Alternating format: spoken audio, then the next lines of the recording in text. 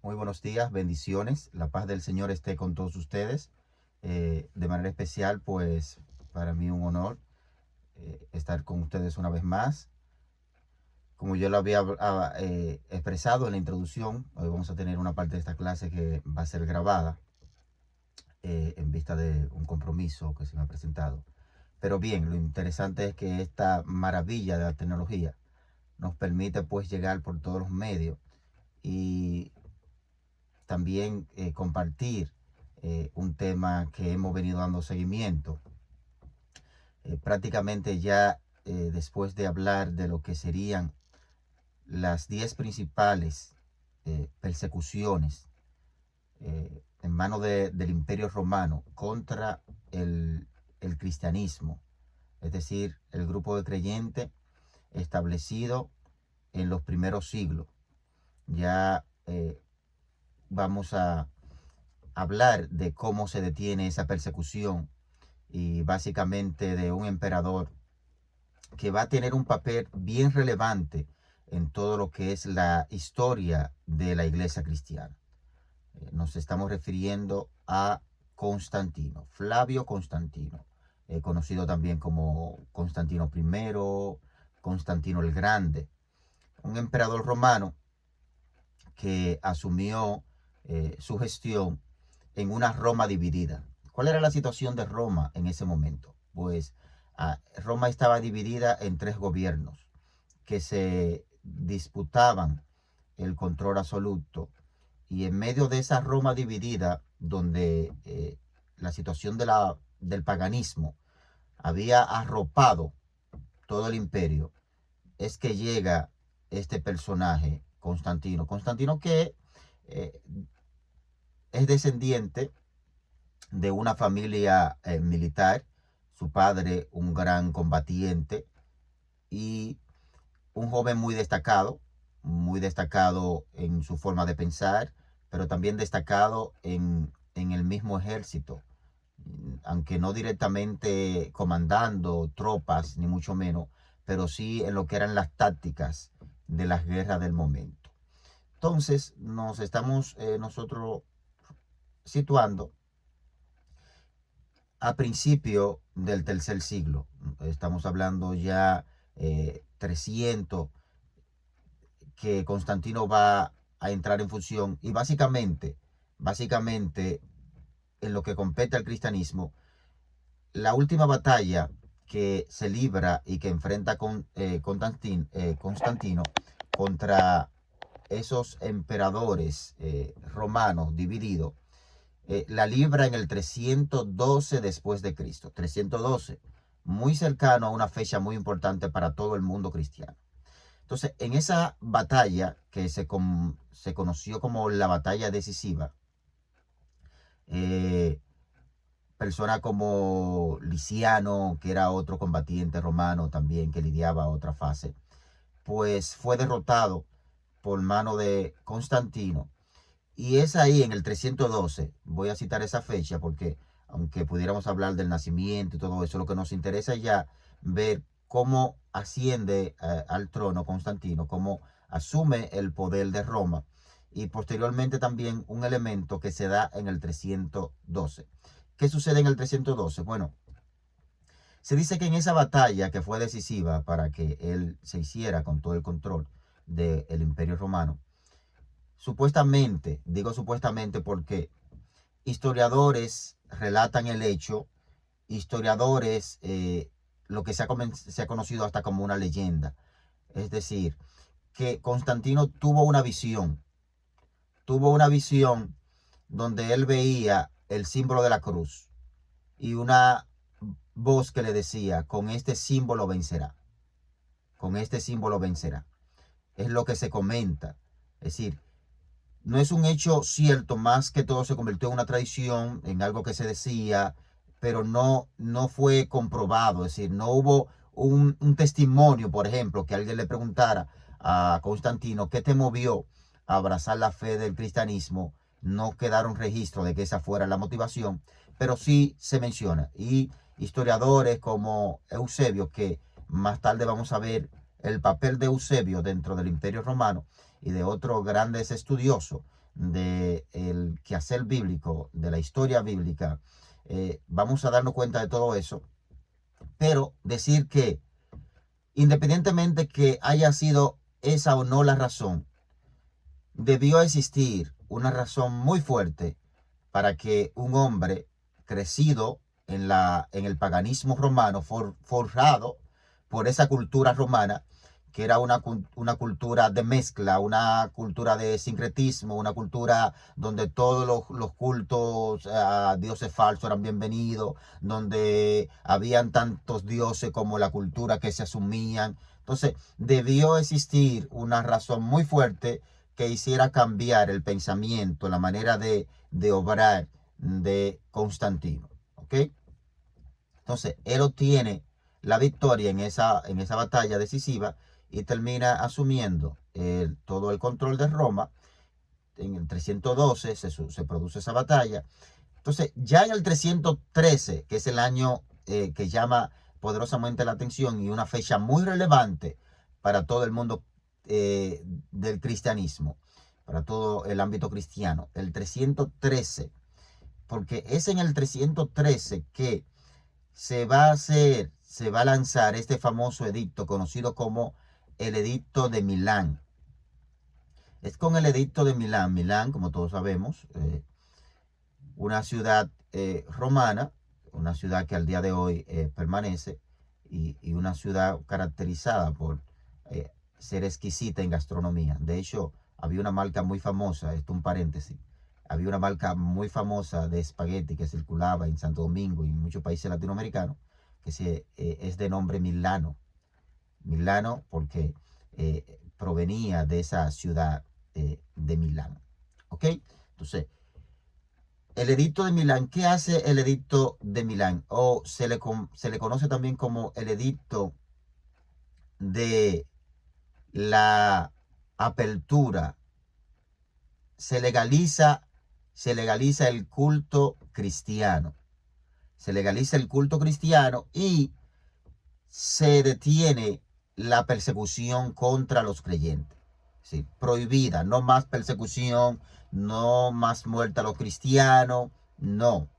Entonces, hay ahí todo un cambio drástico en lo que fue la fe y por ende ahora, lejos de tener un emperador que era contrario a la fe cristiana, ahora hay un emperador, oiga bien, ahora hay un emperador que se convierte en defensor del cristianismo. El defensor del cristianismo, que básicamente en sus primeros años, nótese que estamos hablando del 313, en sus primeros años, él no se hace un adepto, no se hace un seguidor comprometido, por así decirlo, pero sí muestra una apertura a todo lo que es el ámbito cristiano y entonces va a tener decisiones muy fundamentales. El edicto de Milán ha sido muy trascendente. Hay un freno de todo lo que era la mortandad como se conocía, mortandad en los coliseos, mortandad a mano de los verdugos contra los creyentes que eran quemados. Se detiene también la destrucción de los templos que se levantaban para adorar al Señor y todo eso. ¿Ok? Entonces, como elemento relevante, aquí vemos que hay una ruptura en el tiempo, en los acontecimientos de la iglesia. Y la iglesia pasa a una nueva etapa. Una nueva etapa. Esta historia del siglo III hasta el siglo VI de la iglesia cristiana se le conoce como la supremacía de la iglesia. Oiga el término, supremacía de la iglesia. Los siglos posteriores se habla de una iglesia antigua y una iglesia que estaba en supervivencia. Sí, claro, porque usted como creyente, amanecía y no sabía si iba a poder vivir al día siguiente, porque esa era la vida, ese era el modo vivendi en una sociedad donde si tú profesabas ser cristiano, pues tú eras sinónimo de que tú amaras la muerte. ¿Ok? Porque básicamente a ti se te decían, retráctate de tu creencia, retráctate de lo que tú estás profesando, de lo que tú estás practicando, o vas a perder la vida. Tan sencillo como eso. Entonces, lejos de pasar de una etapa de supervivencia, ahora la iglesia se encuentra en una etapa de supremacía, donde se va a dar un efecto totalmente contrario, donde la iglesia va a pasar, oiga bien, oiga esto, la iglesia va a pasar de ser perseguida a ser perseguidora. Irónicamente, la iglesia pasa a esa fase. Ya no se le persigue más, ya la iglesia es respetada, ya la iglesia es protegida, ya incluso se pone en moda, algo similar quizás, guardando la diferencia del tiempo, pero muy similar a un fenómeno que se está dando en nuestros días. En nuestros días pareciera ser que en esta sociedad el evangelio, o más que todo el cristianismo, se haya convertido hasta en una moda. Usted puede analizar y se va a encontrar que en los últimos años es hasta una moda para mucha gente decir que son cristianos. ¿Y a qué se ha debido ese cambio? ¿A qué se ha debido esta novedad? Que muchas personas, hasta de cierto estatus social, profesan abiertamente y con cierto orgullo y hasta satisfacción el hecho de que son cristianos hoy en día. ¿A qué se debe eso? Se debe a la trascendencia social que hoy en día disfruta el cristianismo. No es lo mismo el cristianismo de los 80 al cristianismo que estamos viendo nosotros hoy. Porque el cristianismo de los 80, la mentalidad de la iglesia que existía en los 80 por ahí y prácticamente también se mantuvo hasta los 90, era un cristianismo donde el que servía en una iglesia, el que practicaba la fe cristiana, era visto como un ignorante, era visto como una persona iletrada, era visto como una persona que no tenía trascendencia en la sociedad, o que no tenía méritos en la sociedad, aunque así no fuera. ¿Por qué? Bueno, esto básicamente por el pensamiento que imperaba en los creyentes de ese momento.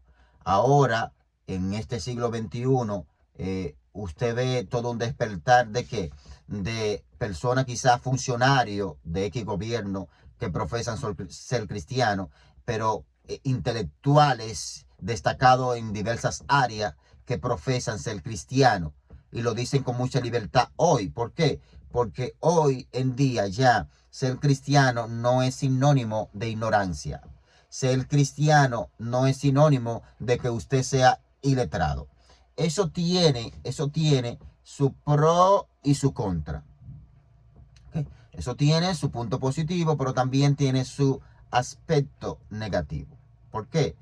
Porque hoy en día, como se ha convertido en una moda y ya la sociedad lo ve con buenos ojos, ¿por qué? Porque hay celebridades practicantes del cristianismo. Entonces, el factor es que por esta apertura, el cristianismo se ha convertido para muchas personas en una situación nominal. ¿A qué me refiero con nominal? Que hoy en día hay gente que usted le dice, ¿tú eres cristiano? Y ellos te dicen sí, o ellos mismos, sin tú hacer la pregunta, te dicen, yo soy cristiano, y lo dicen con mucha satisfacción. Pero ¿por qué dicen que son cristianos? Bueno, sencillamente porque se identifican con lo que está pasando en el cristianismo, en esa apertura de que ya no solamente es un grupo de ignorantes los que acuden a un templo a adorar a Dios, a un Dios que no ven, sino que también el cristianismo ha calado y muchas personas de ciencia se han dado cuenta que hay un Dios, que se han dado cuenta que hay un diseño, cuando se mira lo que se llama como la teoría del diseño fino, de que este universo también estructurado, también establecido, pues tiene detrás a un creador sabio. Entonces, ya para mucha gente, aunque no vayan a un templo, se sienten bien diciendo que son cristianos. Entonces, a eso se llama nominal. gente que no practica el cristianismo, gente que quizá no pisa un templo, pero dice que es cristiana. Se siente bien diciéndolo porque se identifica y ya sabe que cuando diga que es cristiano hoy en día, en este siglo XXI, no va a ser descalificado o no va a ser visto como una persona ignorante, como una persona que no puede razonar, porque ya hoy en día esa no es la realidad. No es la realidad. Entonces usted ve cantantes, celebridades que dicen soy cristiano, usted ve políticos diciendo que son cristianos, usted ve deportistas famosos diciendo que son cristianos. Entonces ya el cristianismo hoy en día goza de una apertura social. No es que hoy en día esté llegando a la élite y que antes no llegara. No. Antes llegaba a una élite, pero una élite muy restringida y que prácticamente era una élite que estaba ligada al poder político en la iglesia, con todo lo que es la iglesia tradicional, la iglesia católica y todas sus autoridades, ¿ok? Porque otra cosa que va a pasar bajo el dominio de Constantino es que se produce esa unión. Es uno de los puntos relevantes. Se produce esa unión entre Estado y fe, Estado y religión. Se da ese matrimonio, por decirlo de alguna manera, entre la religión y la política. Ese vínculo que a partir de ahí se convirtió en un vínculo inseparable. Hasta el día de hoy, en la iglesia tradicional, hay una vinculación muy fuerte, muy fuerte. Por eso es que usted cuando mira en ciudades muy desarrolladas, en los lugares que usted visita, usted se va a dar cuenta que los templos mejor ubicados, quizás las universidades también mejor ubicadas, con mayor extensión territorial, muchas veces o sean propiedad de la Iglesia Católica o sean administradas por la Iglesia Católica. ¿A qué se debe eso? Bueno, a la vinculación directa que hoy por hoy tiene esa iglesia con el poder político. A la hora de la repartición hay que sacar lo que se va a destinar a la iglesia tradicional. ¿Ok? Pero eso viene desde la historia. Eso nace y comienza ahí, no en manos de Constantino, sino en sus descendientes, en su primo, en sus hijos, no prácticamente en los hijos, porque los hijos prácticamente guardan un poquito las mismas tradiciones, pero ya en las familias posteriores, los primos, ¿ok? Que comienzan a hacer todo acto de corrupción y a traer el paganismo nuevamente. ¿Pero qué? Entonces, hasta este punto se puede entender básicamente lo que queremos nosotros destacar en ese sentido, ¿ok? Se quiere lo que queremos destacar. Entonces, así funcionaba. Así, Constantino entonces comienza a construir inmensidad de templos en lugares estratégicos, no porque él simpatizara con todo lo que eran cristianos, sino en una actitud como de agradecimiento al Dios de los cristianos por esa experiencia que, como dijimos, algunos historiadores relatan que él pudo haber tenido, ¿ok? Por esa experiencia. Entonces, básicamente, en esta apertura, en esta protección, entonces la iglesia pasa de ser perseguida a ser una iglesia ahora protegida, ¿ok? Protegida. Entonces, un elemento positivo es que ya no se persigue más la iglesia, hay libertad para usted decir que es creyente. Y otra medida también que tomó Constantino es que por esa fe que él manifiesta tener, ahora todos los ídolos que están en las ciudades, todo lo que está por allí va a ser ahora ¿qué? Destruido, porque él dice ahora el Dios de los cristianos es el Dios verdadero. Y como el Dios de los cristianos es el verdadero, ahora hay que destruir todo lo que se tiene en las ciudades, como imágenes, como estatuas que se construían, todo eso va a ser destruido, ¿ok? Entonces eso fue otro elemento positivo dentro del mundo o favorable también para que el cristianismo se desarrollara. ¿Okay? Solamente adorar al Dios que profesan los cristianos. Solamente. No escultura de los sabios, no escultura de los dioses de otras comunidades. No, nada de eso. Solamente al Dios de los cristianos. Entonces, ¿qué sucede? Vamos a ver, vamos a hacer un ejercicio lógico. ¿Qué sucede en una comunidad donde el gobierno, el presidente del momento, se manifiesta como un creyente profeso, como una persona que se adhiere al cristianismo? ¿Qué sucede en una sociedad así? Bueno, que la mayoría va a profesar también tener los mismos ideales de fe. Se va a declarar también que son creyentes. ¿Para qué? Para disfrutar de los beneficios que se pueden desprender de esa creencia. Entonces, esta apertura y esa inclinación a favorecer el cristianismo se convirtió también en una espada de doble filo. ¿Por qué? Porque el que era pagano se declaraba cristiano, aunque no lo fuera en la práctica, pero para disfrutar de los beneficios del imperio. Para disfrutar de los beneficios del imperio, porque se invierten los papeles ahora. Se invierten los papeles y los paganos antes perseguían la iglesia y ahora los cristianos van a perseguir los paganos. Eso es lo que más tarde, siglos posteriores, se produce en manos de la Iglesia Católica con la Inquisición, la Santa Inquisición. Que todo el que era considerado hereje, pues se le daba muerte. ¿Ok? Mire cómo una cosa va de un extremo a otro. Ahora los creyentes tienen facultad porque están fríos con el gobierno. No. ¿Cuál es la fe del presidente? Bueno, el presidente es cristiano evangélico. ¿Qué usted se imagina? ¿Qué pasaría en una nación donde el presidente del momento se declara cristiano evangélico, por decir algo? Bueno, que va a haber una aceptación, que van a haber buenos proyectos y buenas intenciones de ayudar desde el Estado a ese grupo de fe. Y eso no es malo per se, eso no es malo, gloria a Dios que estas cosas se den. Lo que es malo es que no todo el mundo va a venir con un corazón sincero, porque a diferencia de esta etapa, a los siglos que presidieron, los siglos anteriores, usted decir que usted era cristiano era porque realmente usted lo era.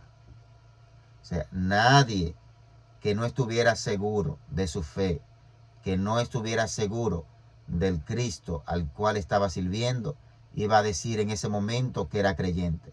¿Por qué?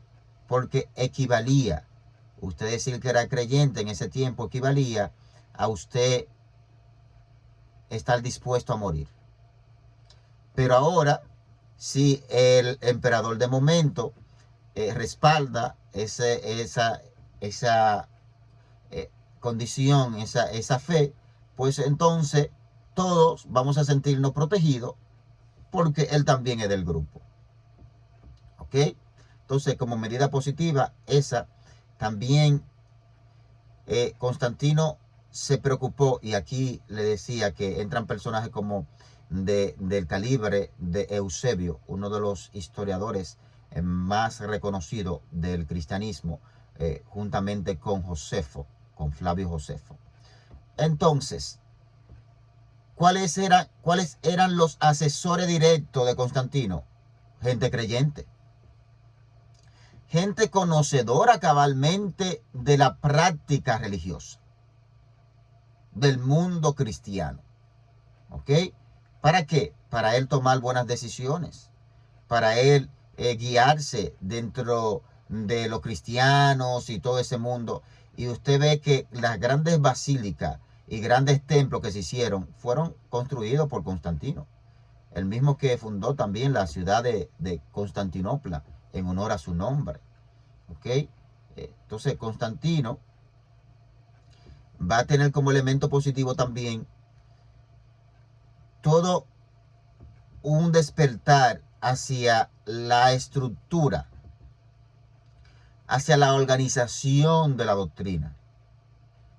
Entonces, pasando ya del 313 al 325, nos encontramos con otro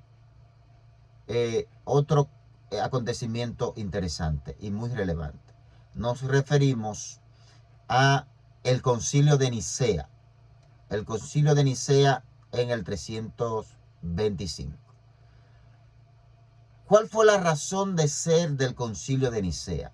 Bueno, la razón de ser de ese concilio consistió en revisar las creencias hasta ese momento.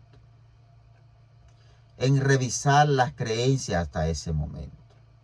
¿En qué creemos?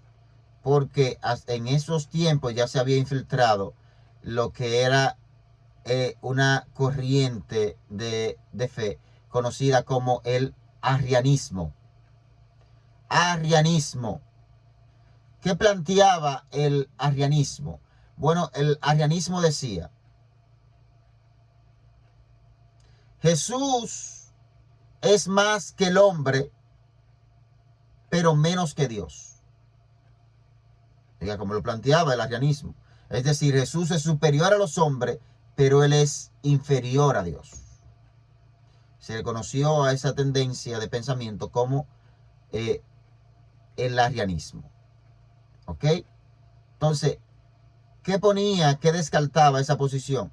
Bueno, descartaba lo que hoy es un punto, creo que superado para muchos estudiosos del quehacer bíblico, y es la deidad de Cristo. Hoy por hoy, la mayoría de los escritores y biblistas respetados, connotados, dan por hecho que Jesús también es Dios.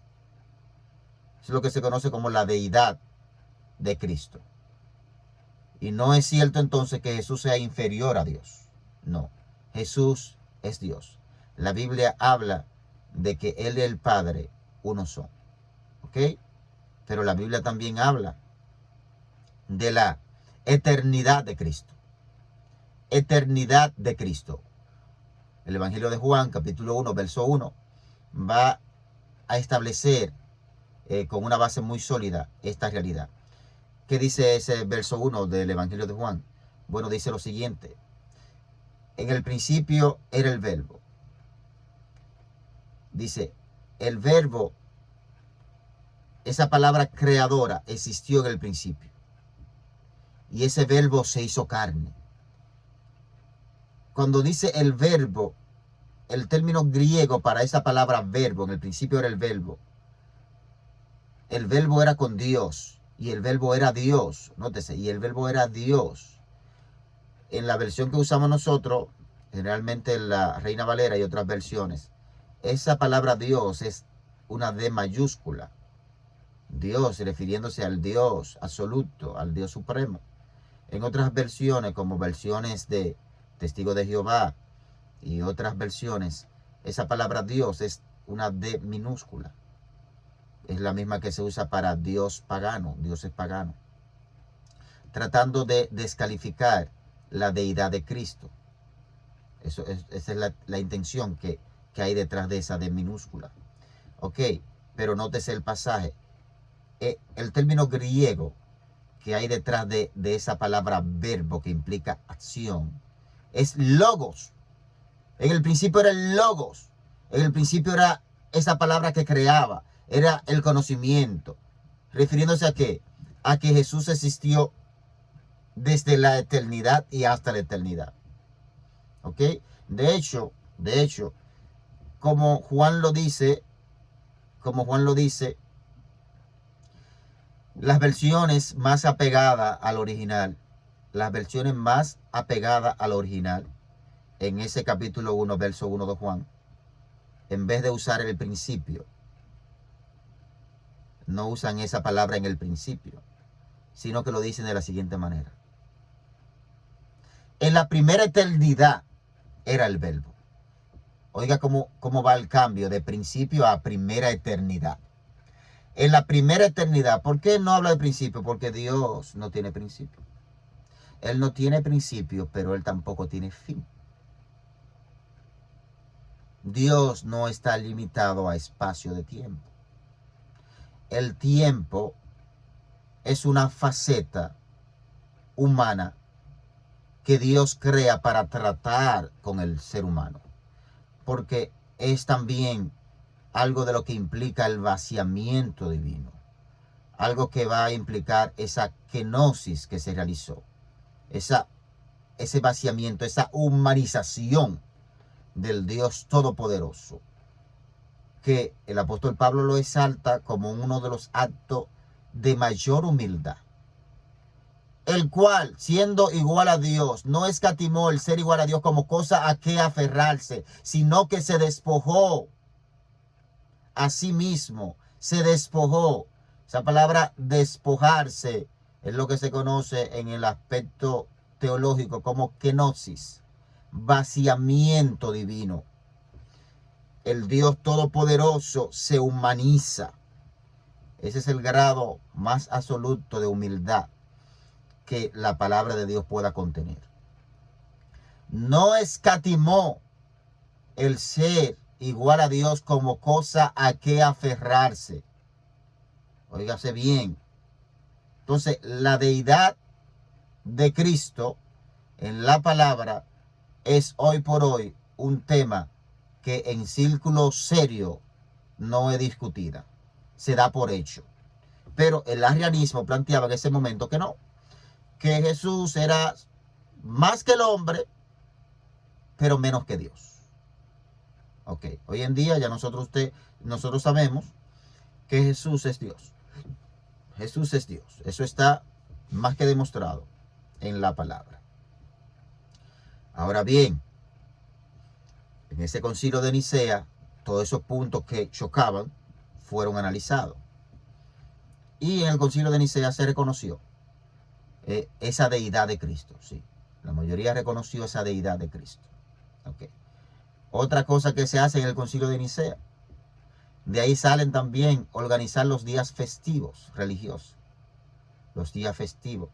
Entonces, en un trasfondo, no quiero tocarlo ahora porque el tema es muy amplio, pero en una clase posterior a esta, vamos a estar analizando cómo surge el catolicismo, pero ya aquí, en mano de Constantino, en su gestión, ya hay vestigios de esta línea de obispo que más tarde van a ser los líderes de la iglesia ortodoxa o la iglesia católica.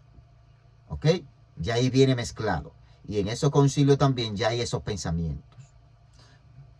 Hay esos pensamientos que hasta se seleccionaron días festivos para conmemorar o celebrar los santos.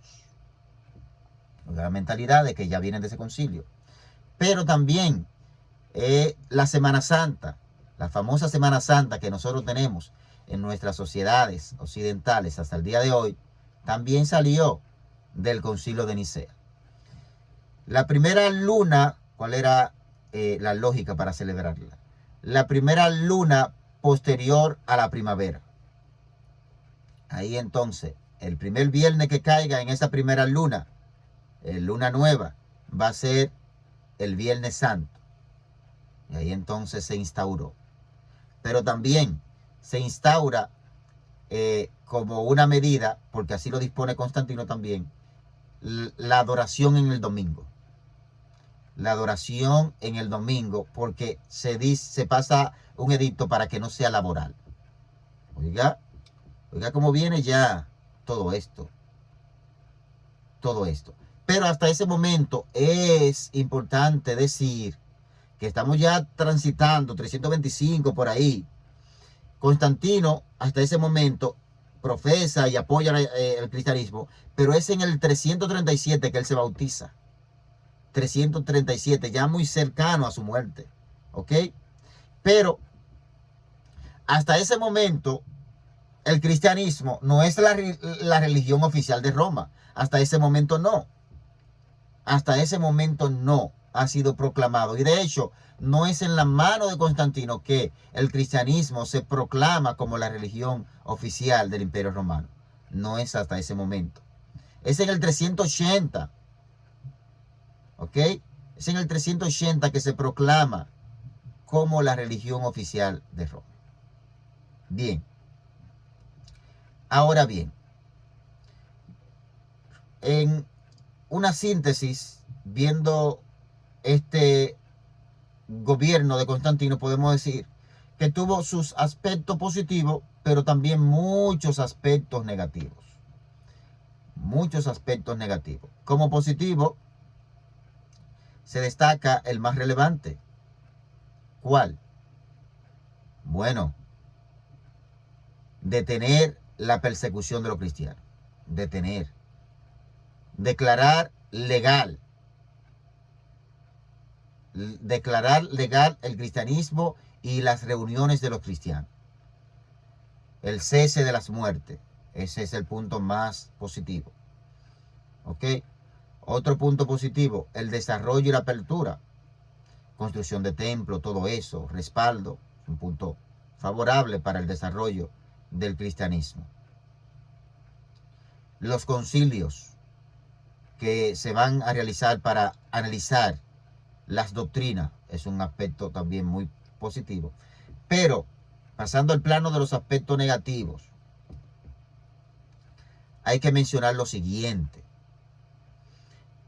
Y es que el cristianismo va a pasar entonces a ser impuesto.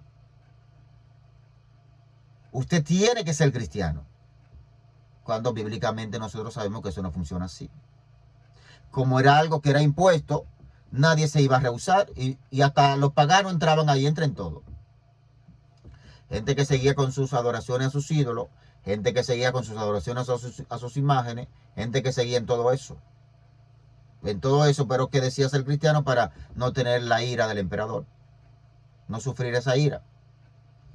Entonces, el elemento de que el cristianismo fuera impuesto, eso no va a ser nunca un elemento positivo.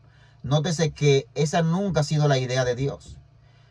Si fuera la voluntad de Dios que el cristianismo fuera impuesto, pues no quedara ningún mortal en la tierra que no profesara ser cristiano, porque Dios tiene la vía para hacerlo, si así fuera su designio y su voluntad.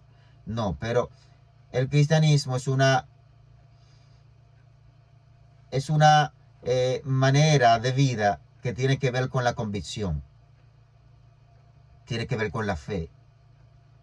Usted está convencido, usted está persuadido totalmente que Jesús es real, que Dios es verdadero.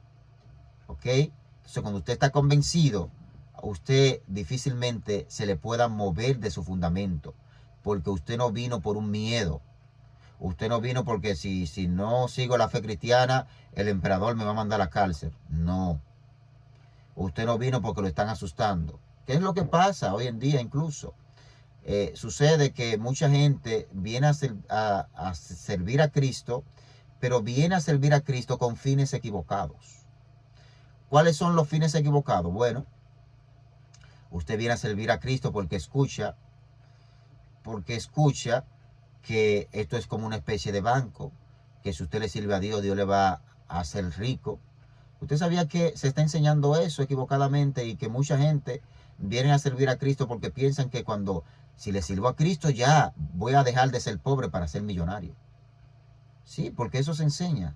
Hay un evangelio que es totalmente antibíblico, no tiene asidero, no tiene base bíblica, y es un evangelio que no es el que Cristo enseñó. Entonces, otro de los medios equivocados por los cuales las personas vienen a Cristo es muchas veces para ser sanado. Si yo vengo a Cristo con una enfermedad, yo soy sanado. Ok, pero si vienes enfermo y te sana, como tu móvil era la sanidad, desde que te sane ya deja a Cristo. ¿Qué ha pasado eso? Yo he visto muchas personas que han venido al Señor Jesucristo porque padecían de enfermedad, el Señor hace la obra, el Señor los sana, y desde que se sienten bien físicamente, pues ya dejan el evangelio. engañándose a sí mismos porque están dejando lo mejor. Entonces, lo ideal es que la persona venga a Cristo con fines correctos. Ahora bien, ha habido testimonio de personas que han venido a Cristo con fines equivocados. Con fines equivocados, pero que tenían un corazón sincero. ¿A qué me refiero? Que usted puede venir por un fin equivocado, pero reflexionar en el camino. Y Dios llamarlo. Y entonces usted de corazón entregarse. Yo conozco, porque no ha fallecido, conozco un pastor en Santo Domingo que él testificaba que él se convirtió a Cristo porque le gustaba una joven. Él se enamoró de una joven cristiana y como quería estar bien cerca de esa joven cristiana, él se convirtió a Cristo. Pero ¿qué sucede? Él dice que a los meses de él convertirse a Cristo, él se olvidó de esa joven. Se olvidó de esa joven, no le interesó más, pero sí siguió en el camino del Señor. Se casó con otra joven distinta a la que él había estado interesado. De manera que el Señor usa muchos medios, pero debe darse ese cambio al plano de que del verdadero arrepentimiento, de una sinceridad, de que Señor, quizá vine a ti por un medio que no era el correcto, pero ahora sí, de todo corazón te entrego mi vida, quiero servirte. Y ya lo que me interesa no es esa joven, incluso no supo más de esa joven, pero el fin puede comenzar no siendo el mejor, pero sí debe darse ese arrepentimiento genuino. Sin un arrepentimiento genuino no podemos hablar de que somos cristianos. No. Si no hemos nacido de nuevo, ¿cuándo comienza el cristianismo en nosotros? ¿Cuándo Cristo nace en nosotros? Cuando nacemos de nuevo. Cuando nacemos de nuevo. ¿Qué es el cristiano? Ser cristiano es profesar a Cristo, pero no solamente profesar a Cristo, no solamente aceptarlo, es vivir como Cristo vivió. De ahí entonces que el evangelio tenga una parte teórica, que es la parte de la confesión, pero tiene una parte práctica, que es modelar la vida, seguir el ejemplo de vida que Cristo mostró en esta tierra. Entonces, se hizo por imposición. Si hay una imposición que el emperador está diciendo que todos debemos de ser cristianos, óigame, se acaba el paganismo. Y no solamente se acaba el paganismo, sino que el paganismo comenzó a ser perseguido. Se invierten los roles. La iglesia que era perseguida ahora es perseguidora. Que también conocemos como algo que no favoreció en nada. En nada, sí. A Dios le hubiese placido que la persona fuera creyente a la fuerza, pues envía sus ángeles con espada. Envía a los ángeles que persiguen a todo el que no es cristiano con una espada. ¿Te convierte o no te convierte? Es como un chiste que, como la Biblia dice, esforzarlo a entrar fuera del contexto. Mucha gente han dicho, bueno, pues si yo tengo que amenazarlo con un machete para que se convierta, yo lo voy a amenazar con un machete para que se convierta y escape por su vida. No, pero esa no es la vía. Esa no es la vía. ¿Cómo yo lo esfuerzo a entrar? No dejándole de enseñar el evangelio, siendo perseverante en la predicación del evangelio, siendo esforzado a compartir a Cristo con otro. De esa manera yo le estoy esforzando a entrar. Cuando yo no miro barrera para compartir el evangelio, cuando yo trato de buscar la vía, sea por medio de la tecnología, sea personalmente, y yo hago ese esfuerzo guiado por el Espíritu de Dios para compartir el evangelio. Yo estoy siendo el canal para que muchos también puedan venir. Entonces, esforzarle a entrar es tener una consistencia, tener algo que no sea transitorio, sino una constancia. La iglesia debe ser constante. Si hay una cosa que nosotros debemos imitar de los testigos de Jehová, nótese esto. Si hay una cosa que nosotros debemos imitar de los testigos de Jehová, es su constancia en la evangelización. Esa gente, usted le abrió la puerta un día, no se preocupe que todos los domingos usted lo tendrá ahí a la misma hora. Entonces es constancia. Esos son aspectos positivos que nosotros debemos que practicarlo y tener ese mismo compromiso en la predicación del evangelio a las personas que no conocen de Cristo. ¿Ok? Otro elemento negativo que sucedió en manos del imperio bajo el dominio de Constantino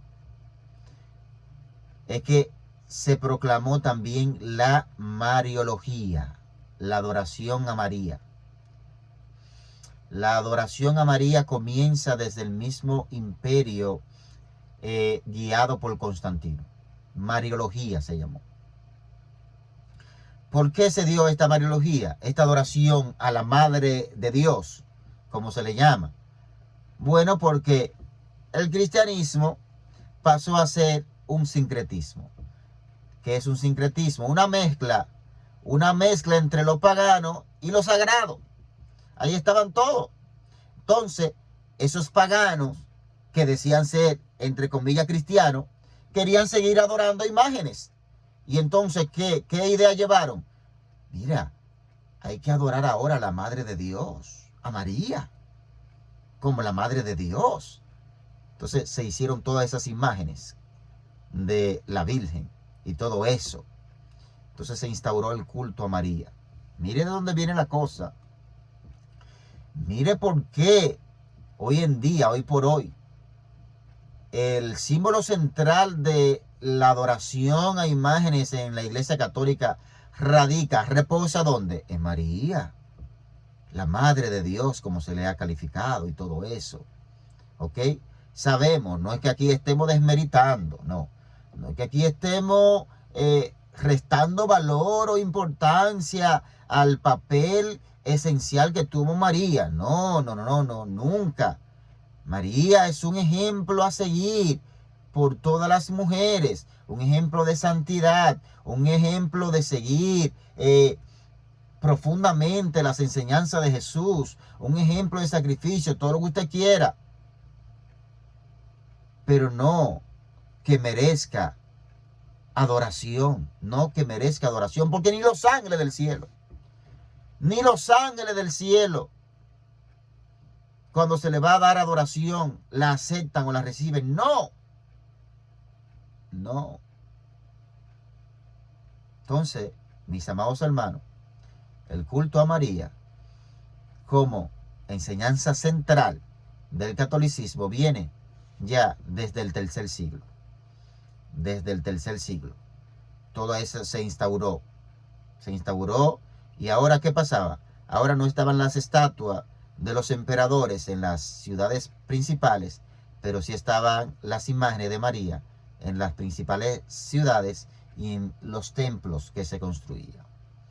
Ahí también que vemos que en ese paganismo se están estableciendo esas bases para ese movimiento del catolicismo que va a tener su auge en los siglos posteriores.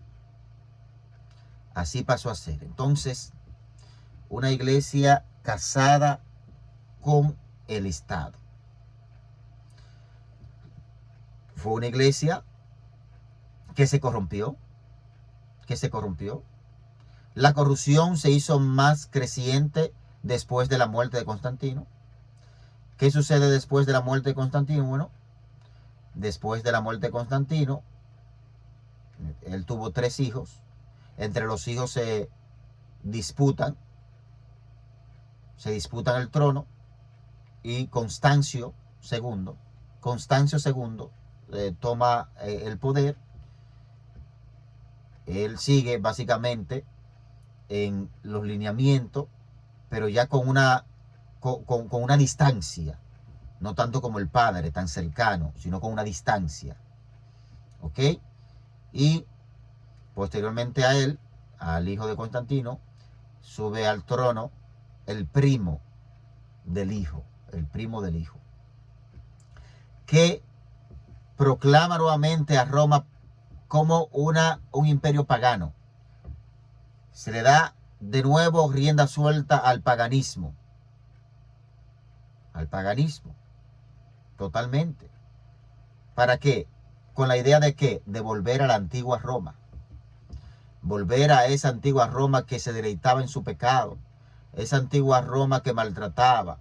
Esa antigua Roma que hacía cuantas cosas se le antojaran. que no tenía límites para las atrocidades y para el pecado y todo eso. ¿Ok? Pero entonces ya estaba prohibido que a un cristiano, se le lanzara la fiera y todo eso. Hasta el método de muerte, Constantino lo cambió. Constantino desaprobó el método de crucifixión como un medio para castigar a los malhechores. No, no más la crucifixión. ¿Por qué? Porque él decía, no, Cristo murió en una cruz, entonces yo, que soy seguidor de Cristo, no más la crucifixión. Entonces los que eran considerados como malhechores o traidores del imperio, morían en la horca. Se cambió el método. Entonces se le dio ya ahí, la horca tenía el papel de relevancia para eliminar aquellos que hacían X delitos considerados graves y traidores al imperio. ¿Ok? Entonces, mire cómo Constantino tiene toda esta inclinación. Por eso yo digo que aunque no es un dato, o sea, comprobado 100%, yo creo que uno tiene que ser serio cuando hace cita, cuando hace alguna declaración sobre temas que no están claros. Entonces usted limitarse a lo que hay. Bueno, la versión que hay, usted puede decir, la versión que hay es que hasta ese momento él tuvo una visión, pero no es comprobado. O sea, los historiadores no se ponen de acuerdo que si eso fue cierto o no, o que otros lo dijeron, pero sí se infiere, uno puede inferir que algo grande pasó. Sea una visión de una cruz y una voz que le decía, no se sabe, pero algo grande pasó. Algo grande aconteció para que este hombre tuviese toda esta inclinación hacia el cristianismo. Y a respetar y a no perseguir. O sea, algo muy fundamental tuvo que acontecer. ¿Por qué? Porque él fue un emperador crecido en la misma cultura romana, con los mismos males que crecieron los anteriores emperadores a él. O sea, la diferencia pudo estar ahí, en que ciertamente pudo tener un llamado. Conocemos de situaciones similares de gente que va por muy mal camino. Conocemos el caso de Saulo de Tarso, un personaje tremendo, un personaje que buscaba carta blanca, las órdenes que él buscaba para exterminar a los cristianos de su tiempo, era una especie de carta blanca, un permiso autorizado para que cuando yo mate a un cristiano no pase nada, yo no tenga ninguna responsabilidad penal por eso. Maté a un creyente y no pasó nada, ahí quedó. Carta blanca para exterminar a los cristianos. Eso tenía Saulo de Tarso. Y en esas tranzas, en esas acciones, es llamado por el Señor directamente. Saulo, Saulo, ¿por qué me persigues? Ahí se muestra la protección directa de Jesús por su pueblo, por su iglesia.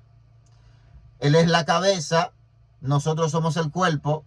El que persigue al cuerpo está directamente persiguiendo la cabeza, porque no hay cuerpo sin cabeza. Saulo, Saulo, ¿por qué me persigues? Dura cosa te es dar coce contra el aguijón. Saulo, lo que tú estás haciendo equivale a que tú tomes una espada, la ponga frente de ti, ponga el filo, ponga la parte punzante frente a ti y tú comiences a golpear esa parte punzante. Mientras más golpea, no le haces daños a la espada, te hace daño tú mismo. Dura cosa te es dar coce contra el aguijón. De esa manera llamó el Señor a Saulo de Tarso. Esto nos demuestra que el Señor es poderoso para llamar a quien Él quiera llamar, sin importar lo atado que pueda estar, lo poderoso que pueda considerarse. No hay fuerte como nuestro Dios. No hay soberano mayor que nuestro Dios. No. Él es el único soberano. Los demás, los gobiernos son transitorios, son pasajeros. Pero nuestro Dios permanece para siempre. Desde la eternidad y hasta la eternidad. De hecho, el término que usan los judíos para referirse a Dios no es ni eternidad. No, no es ni eternidad. El término que usan los judíos para referirse a Dios es la sempiternidad. Sempiternidad, un Dios que trasciende lo eterno. La sempiternidad de Dios. ¿Ok? De manera, mis amados hermanos, que nosotros vemos grandes avances en manos de Constantino, grandes cambios en el cristianismo, pero también no se puede dejar de mencionar la creciente paganidad dentro del cristianismo, porque ahora el paganismo está dentro de la propia iglesia. ¿Se parece eso a lo que pudiera darse en nuestro tiempo? De que hoy el paganismo, de que hoy las personas con doble cara, las personas que pueden hacer hasta cosas de no creyentes, de no cristianos, pueden estar en una congregación. ¿Ok? Entonces, de manera que Jesús habla del trigo y la cizaña creciendo juntos. Nosotros debemos procurar pedirle a Dios y esforzarnos en ser parte del trigo que tiene el Señor. Mostrar una vida santa, mostrar una vida de cambio. Cristianismo es sinónimo de cambio. Nadie puede decir que es cristiano, nadie puede decir que ha conocido a Cristo si no ha cambiado. Necesariamente, indispensablemente, cristianismo tiene que ver con cambio, con transformación, con metamorfosis, una transposición de una cosa en otra. Antes nos gobernaba el viejo hombre. Antes vivíamos esclavizados por el viejo hombre. Antes no podíamos nosotros hacer lo que quería nuestro hombre espiritual, sino el hombre de pecado. Mas ahora somos nueva criatura. Nueva criatura para adorar a Cristo, nueva criatura para darle culto a Cristo, nueva criatura para darle al Señor un culto racional. Todo nuestro ser adora al Señor, nuestra mente, nuestra alma y nuestro cuerpo, todo nuestro entero ser. El ser humano, de acuerdo a la palabra de Dios, es un ser tripartito: espíritu, alma y cuerpo. Espíritu, alma y cuerpo. Y así debemos ser guardados para el Señor. Una santidad que comienza desde dentro, pero que se refleja afuera. No a lo inverso. No a lo inverso. Entonces, en ambos extremos tenemos un problema cuando no lo hacemos correctamente. Cuando la santidad quiere comenzar desde afuera hacia adentro, la gente se convierte en un sectario. La gente rinde adoración a Dios en base a cómo se ve, a cómo se viste. No procede. Cuando la santidad comienza desde dentro y no se refleja afuera, la persona vive en una vida que se presta hasta para el libertinaje. ¿Ok? ¿Por qué digo eso? Porque la santidad que supuestamente comienza afuera, la santidad que supuestamente comienza adentro y no se refleja afuera, no es tal santidad. La santidad genuina comienza adentro, pero se refleja afuera. Entonces usted me dirá, ¿en qué sentido se refleja afuera? Usted es un poco religioso, hermano. Me está diciendo que debo ponerme esto o no esto. No. No, es que la palabra de Dios va a usar un término que es general para todo hijo de Dios, para la mujer y para el hombre. El término es el decoro. ¿Cómo debe vestir un hijo de Dios, una hija de Dios? Decorosamente. Entonces, esa santidad que comienza en mi interior va a hacer que yo vista de esa manera, decorosamente. Mire cómo nos metimos en un tema y otro, pero es hablando del paganismo que hoy está en la iglesia, está dentro de los templos. ¿Ok? Entonces, mis amados hermanos, Constantino es un personaje que yo le motivo a que usted siga estudiándolo, que estudie todo lo que fue, todas las medidas que tomó, pero sobre todo el desarrollo, el gran crecimiento de una Roma que pasó a ser totalmente cristiana porque fue impuesto el cristianismo. Pero obviamente no todo el que decía, Señor te sirvo, era porque quería hacerlo por convicción, sino porque había una imposición. Entonces nosotros sabemos hoy por hoy que no funciona que un gobierno determinado diga, esta población tiene que ser toda cristiana. Así no funciona. Así no funciona. Debe darse por convicción, debe darse por un cambio, debe darse por escuchar con fe la palabra de Dios. ¿Ok? De manera, mis amados hermanos, que Dios le bendiga mucho. Y para cualquier pregunta, inquietud, pues estaremos conectados por la vía del Zoom. Dios me le bendiga mucho y la paz de Dios sea con cada uno de ustedes.